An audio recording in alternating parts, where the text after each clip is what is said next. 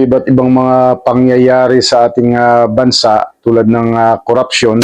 Mayroon na namang isang grupo ang lumutang upang kasuhan itong mga opisyal ng ating gobyerno. Lumutang yung pag-aakusa sa mga flood control project na anomalya. Ngayon, may mga grupo na naman na nagsisilutang. Ganito talaga tayo kapag may naumpisahan na isang pangyayari na parang nakikiuso itong mga ito. Pero maganda ito di ba? Kasi nga binubulgar nila yung mga nangyayari sa ating bayan. Bago tayo magpatuloy ng ating pagbabahagi, kung hindi ka pa nakapag-subscribe dito sa ating channel, pindutin lang ang subscription button. Isama mo na rin ang notification bell para magbigay update sa iyo kapag tayo nag-upload ng panibagong mga video dito sa channel na ito. Isang grupo na naman ang lumutang at kinasuhan itong dalawang opisyal ng ating gobyerno. Itong si Executive Secretary Ralph Recto at dating PhilHealth President inireklamo sa Ombudsman. Naghain ng reklamo sa Ombudsman ang grupong Save the Philippines Coalition laban kay Executive Secretary Ralph Recto at dating PhilHealth President Emmanuel Ledesman Jr. Kabilang sa mga reklamong inihain ay graft plunder at technical malversation at grave misconduct. Nakaugat ang mga ito sa nangyayaring paglipat ng 60 billion mula sa PhilHealth patungo sa National Treasury. So, pero mo yan, ganun-ganun lang nila inililipat yung mga budget. Kasi uso ito ngayon, parang napapansin ko ito yung mga ganitong pangyayari sa ating gobyerno. Parang nagdidesisyon na lang sila ng ganun-ganun na lang tungkol sa mga budget. At tingnan mo yung nangyari sa DPWH na yan. Na ngayon ay, ayan, nangyayari ngayon. Tingnan nyo nangyari kaya, Kaya, sino ba yung sinasabing nagpakamatay na yun? Ay taga DPWH yun at na mukhang na-involved. So ito, panibago na namang itong mga problema na kinaharap. Pero naano ko na rin ito kamakailan na may nabasa na ako dyan tungkol sa mga yan. Tungkol sa PhilHealth na yan, na paglipat ng pondo ng PhilHealth na yan sa ibang departamento o ahensya ng ating gobyerno. So, ganun na nga nangyayari ngayon at parang ang nangyayari pa kasi ngayon ay parang kumikilos na lang sila ng ganun na lang at parang mabilis nilang gawin. So, parang kakaiba na ang nangyayari sa ating bayan, So, ito si Ralph Recto, itong involved dito ngayon, yung dating senador at asawa ni Ate B.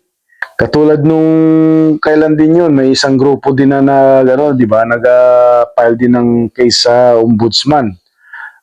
Patungkol naman kay BP Sara. Ngayon parang uso ngayon yung nagsisilabasan yung mga grupo at talagang kumikilos. Maganda yung ganito kasi siyempre para magiging transparent ang lahat. Anomalya sa ating gobyerno, parang ganun na lang nila kadali gawin at parang walang mga takot. Napakabilis nilang magdesisyon kung ano ang nais nilang mangyari sa kanilang mga hinahawakang ahensya ng gobyerno. Isipin naman nila na maraming mga taong nahihirapan at dapat yun ang kanilang unahing tulungan, hindi yung basta na lang nila gamitin yung mga pondo ng ganun-ganun na lamang. Grabe na itong nangyayari sa ating bayan. Puro mababasa mo sa mga news, puro na lang anomalya Ito, matinding mga akusasyon na naman ito.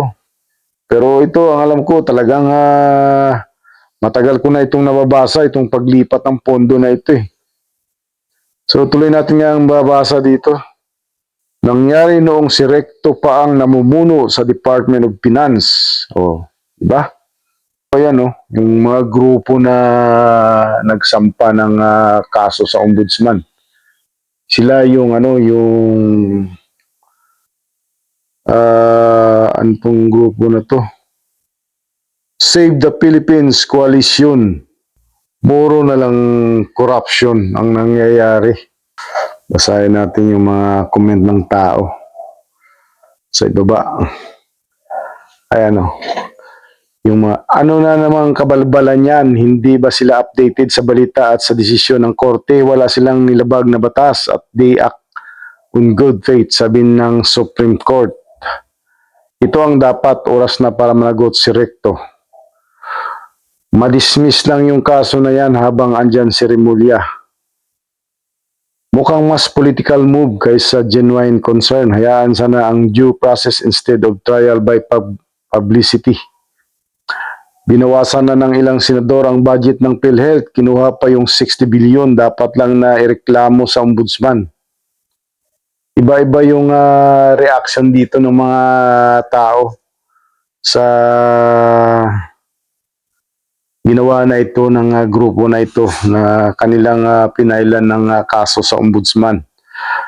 Dapat ganyan yan mga taong katulad ni Recto ang pinakukulong. Ngayon ko na-appreciate na walang pinipili ang malasakit na programa ni Bungo about assistance sa ospital dahil sa programa na yan nasaksihan ng kapatid ko ang good intention ni Bungo sa mga tao at si Recto naman ay sariling interes lang na magnakaw.